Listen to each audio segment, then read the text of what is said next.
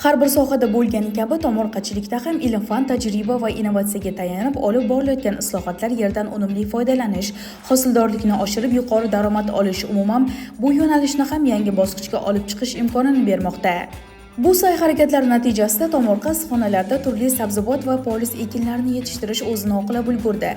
Galdagi navbat bog'dorchilikda iqlim sharoitiga mos serhosil va eksportbop, asosiysi talab yuqori mahsulotlar yetishtirishdir.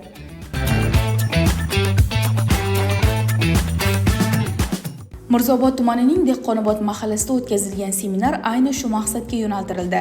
Tadbirda kambag'allikni qisqartirish va bandlik vaziri birinchi o'rinbosari Marat Jo'rayev ilg'or tajribalarni o'rganish va hayotga tatbiq etish, buning uchun yaratilgan imkoniyatlar, erishilayotgan yutuqlar haqida ma'lumot berdi.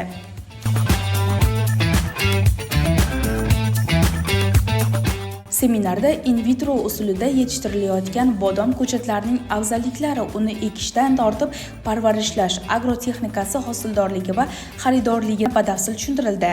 In vitro bu o'simliklarni laboratoriyada steril sharoitida hujayra yoki to'qima orqali ko'paytirish usulidir. Bunda kasallik va viruslardan toza ko'chatlar olinadi. Bir xil nav sifatlari saqlangan ko'chatlar yuqori hosildorlikni ta'minlaydi.